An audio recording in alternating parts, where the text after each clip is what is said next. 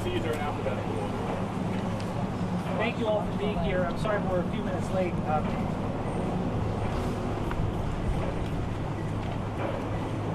My name is Dave Ehrenberg, State Attorney for Palm Beach County, Florida. Last name is spelled A-R-O-N-B-E-R-G.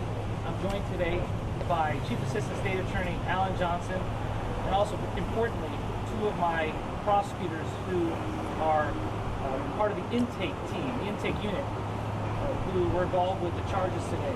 And that is Elizabeth Neto and Judy Arca, along with PIO Mike Edmondson and Latasha Logood. On Friday, February 22nd, the Jupiter Police Department gave us case filing packets stemming from their prostitution sting. After review by our intake prosecutors, we are charging 25 individuals with soliciting another to commit prostitution, pursuant to sections 796.07, 2F, and 5A1 of the Florida statutes. This charge is a first-degree misdemeanor, punishable by up to 1 year in jail, a mandatory $5,000 fine, 100 hours of community service, and a class on the dangers of prostitution and human trafficking. We also expect to receive filing packets for the two women who have been arrested by the Jupiter Police Department for, among other things, deriving support from the proceeds of prostitution, which is a second-degree felony. All defendants are presumed innocent at this point. The charges begin the court process with local defendants being mailed a summons to appear in court. Out-of-county defendants will have a capias issued, which is essentially a low-level warrant, and will have to either surrender or have an attorney contact law enforcement to satisfy the warrant.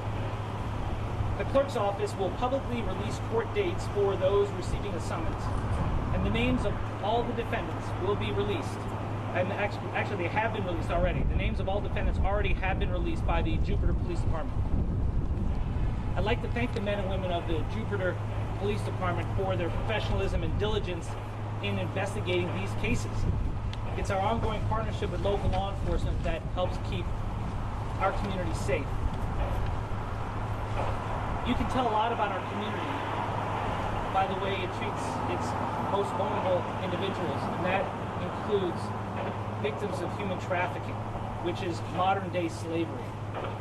Human trafficking is the business of stealing someone's freedom for profit, including, it can happen anywhere, including in the peaceful community of Jupiter, Florida. In 2017, our office joined with the Palm Beach County Sheriff's Office and the FBI to help start a human trafficking task force. We are pleased with our progress, but we realize there's a lot more to do. These cases aren't about any one defendant or any group of defendants. The larger picture, which we must all confront, is the cold reality that many prostitutes in cases like this are themselves victims, often lured into this country with promises of a better life, only to be forced to live and work in a sweatshop or a brothel, performing sex acts for strangers. Human trafficking is built on force, fraud, or coercion. It is evil in our midst. It is also fueled by the demand side. Demands from otherwise law-abiding citizens who are not aware or don't want to be aware about those being exploited. Human trafficking often occurs in plain sight, which is why I'm hopeful that these cases will encourage people to say something if they see something, and for victims of this unreported crime to gain the courage to let their voices be heard. With that, I'd like to take any questions you may have. So you're going to please identify yourself. Yes.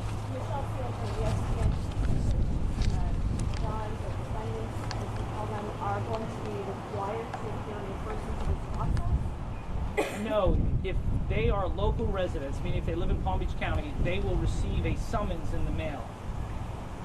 It's like a ticket, a notice to appear in court. And that court date can be found through the clerk's office. If they are from out of the county, then they're subject to a capias, which is in effect a low-level warrant. And that one, they would either have to surrender to the authorities, or they could have an attorney reach out and satisfy the warrant. So they will not be required to be There is no requirement. Ted Scouten from CBS4 in Miami.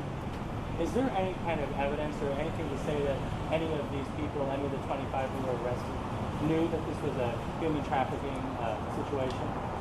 Well, the matters are still being investigated, and I don't want to get too much into the details of the case because this is a pending matter.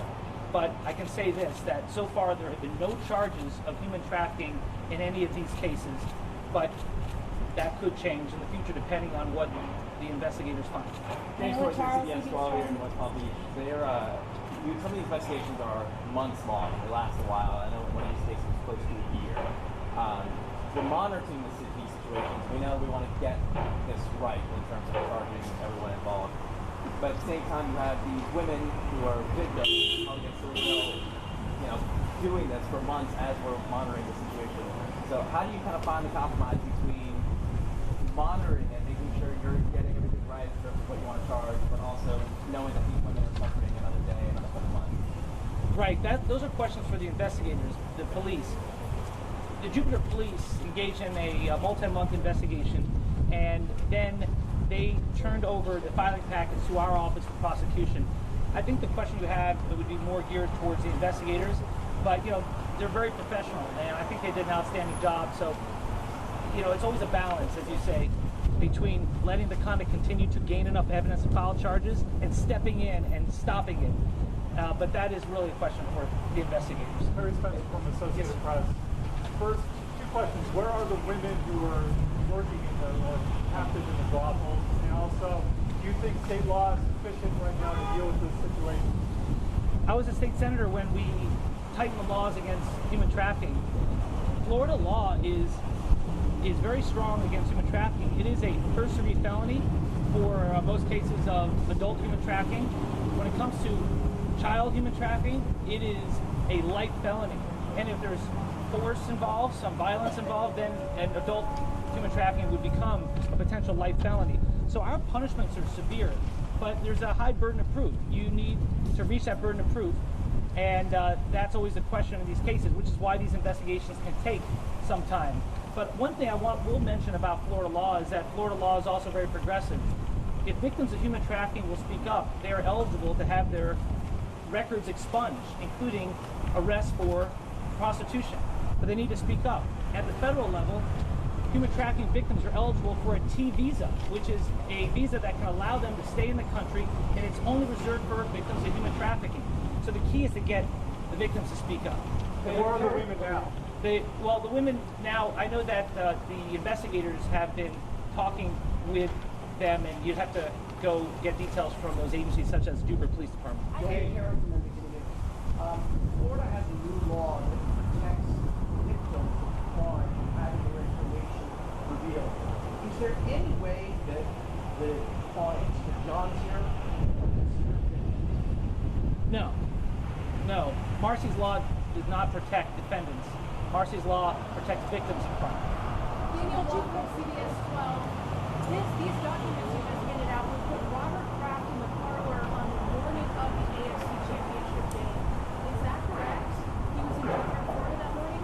Well, the documents speak for themselves. Well, we handed out with the capias themselves, and I know that we don't always give out those documents, but because the Jupiter Police Department identified the names in advance, and you all had the names for some time, we decided to, in the interest of transparency, to let you have those documents, but they speak for themselves. Influence and money and power and connections. Is there any reason to believe that Robert Kraft will be treated any differently than these other 24 men? And I can assure you that our office treats everyone the same, whether you have a lot of money or you are indigent.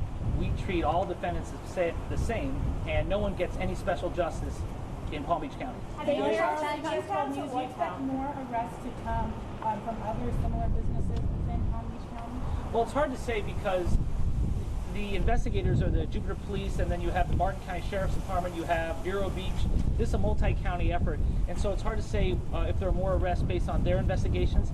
But I was asked earlier today about rumors about bigger fish, and I said that would be news to me. And I also added that, it's hard for me to talk about rumors, especially false ones.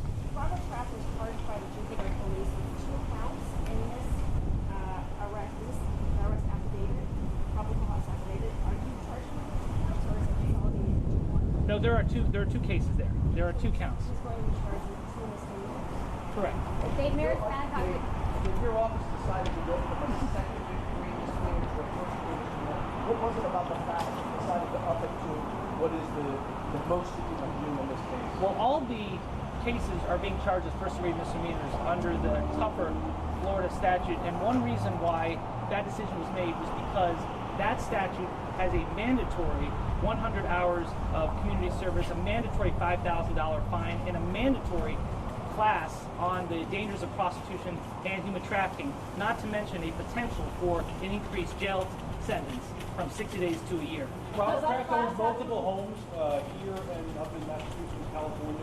Would he be given a habeas or a summons? How would you deal with it? There was a question whether or not Mr. Kraft lived here in Palm Beach County, and I believe we decided it was a summons, so he does have a residence there, so he'd be receiving a summons.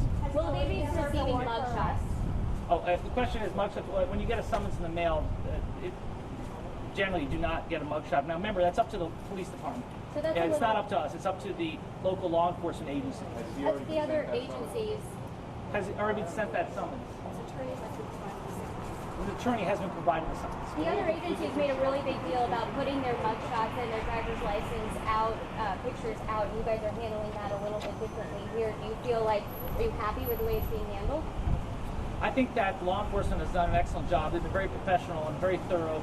And also, they've helped steer the conversation away from any one particular defendant, from any group of defendants, towards the evil of human trafficking.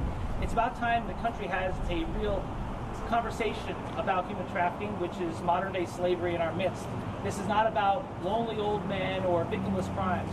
This is about enabling a network of criminals to traffic women into our country for forced labor and sex. How did you come up with these 25 people charged? Aren't there a lot more passing through the parliament? Well, those are the ones charged by the Jupiter Police Department. My jurisdiction is only for Palm Beach County. And by the way, when I talk about human trafficking, I'm talking about the general subject of human trafficking, the larger picture. There is no allegation that any of the defendants were involved with human trafficking. They are not being charged as such. But instead of talking about a particular defendant, I'd like to make the conversation broader, because this country needs to have a reality check on what's going on out there when it comes to forced labor and forced sexual conduct. When did you first hear about the investigation? Well, our prosecutors have been involved in this for some time. It's hard to pinpoint when. I've been aware of it for a while. And what did you think when you first heard that this was happening, in your county? I've been involved in fighting human trafficking for a while, so nothing surprises me. I give a lot of speeches. I'm on the Attorney General's statewide task force for human trafficking. So when this came across my desk, I was not surprised. I'm not surprised about the defendants. Defendants in these matters come from every socioeconomic group. And it's just the reality of the times we live in. What do you think needs to be done on the supply side of this business in order to stop the problem of human trafficking? It's a good question. What should be done on the supply side to stop human trafficking? Well, the laws are in place, so I think we need to do better about encouraging victims to speak up, because victims don't know that there are services available to them. They don't know that they can get their criminal records expunged or obtain a special visa to remain in this country. So if we would treat victims in this matter as victims and not as criminals, I think that you would gain the trust of more individuals to speak up on these matters. Because right now, a lot of them come from countries where the police are not their friends. And so they need to know that we're here to help them and treat them as the victims that they are. Terry?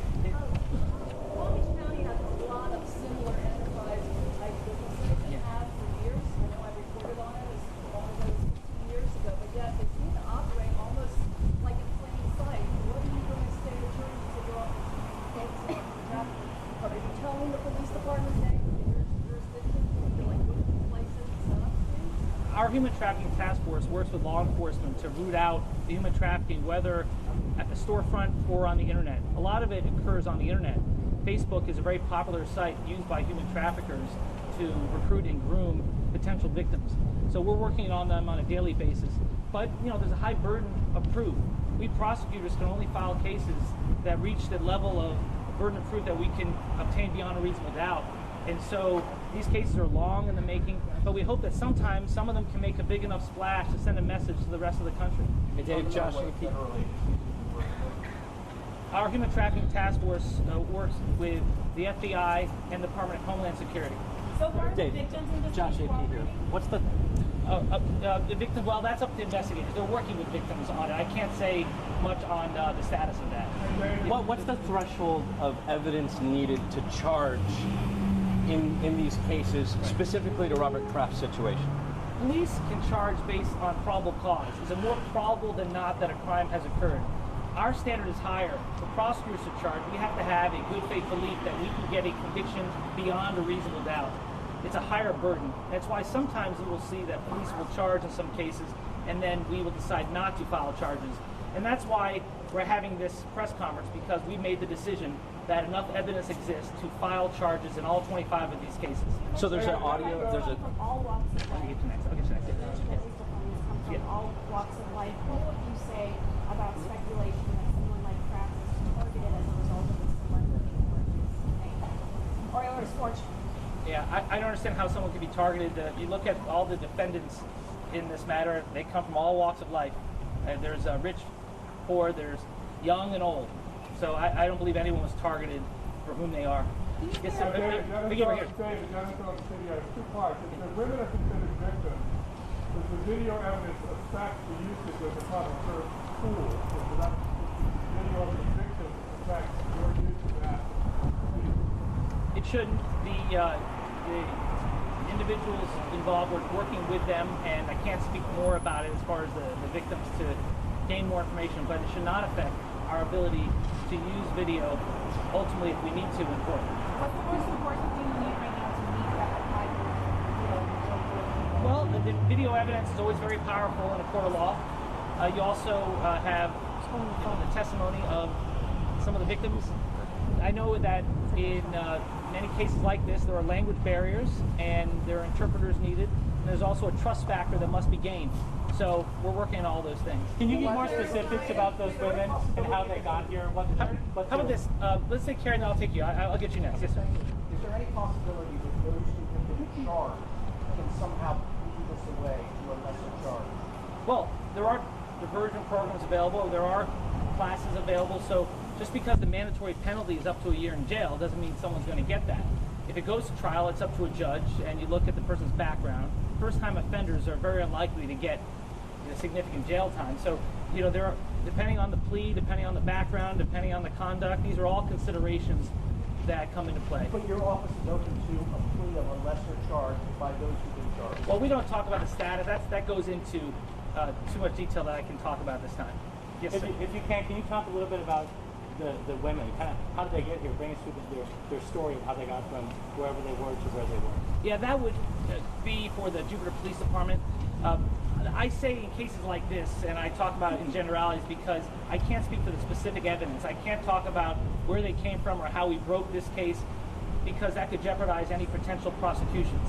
So let's just say that in cases like this, it is not uncommon for women to be lured into this country under false pretenses with the promise of a better life, a high-paying job, only to be stuck in squalor in a brothel or a sweatshop where they're forced to perform labor or sex acts for money.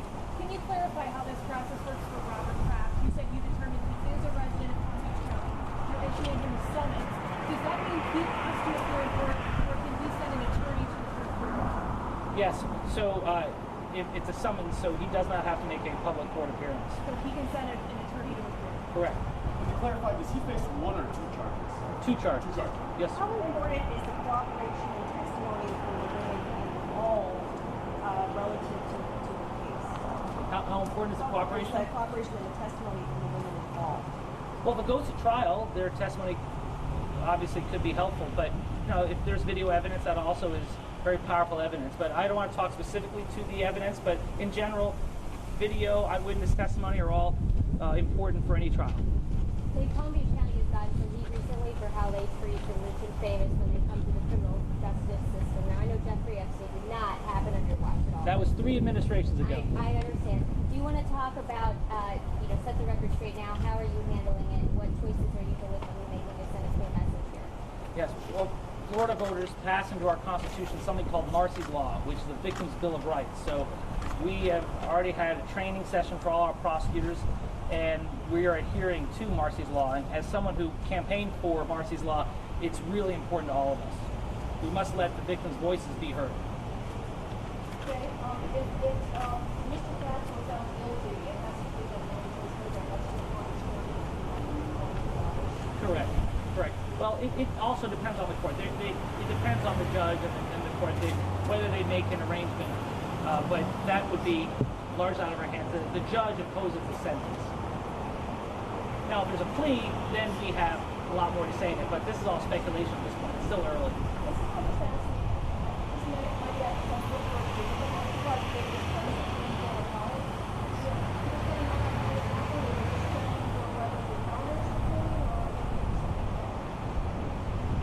At Al Johnson, I work on Sober Homes Task Force, and when it came to drug treatment centers, we were often frustrated that the inspections that occurred were just to see if the fire extinguishers were working.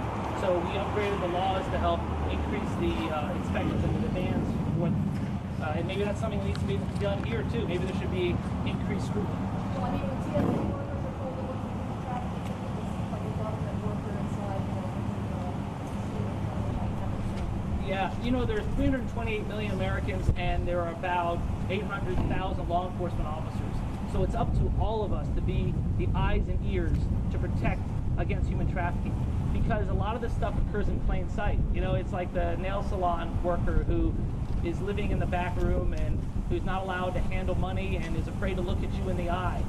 If you see something, say something, and maybe that's the good that can come out of all this. Maybe we'll have a new understanding of what human trafficking is and what it isn't. We can have last questions, please.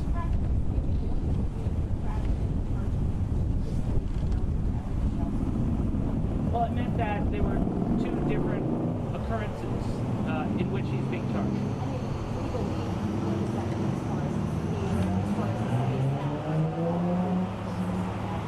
It's just what it is, that instead of one charge or two, there are two counts, and so he faces two separate counts and have to satisfy those counts with a plea and move on from there. Does it mean more community service? It could. I'll take one more. All right. Hey, thank you all very much. Thank you. Thank you.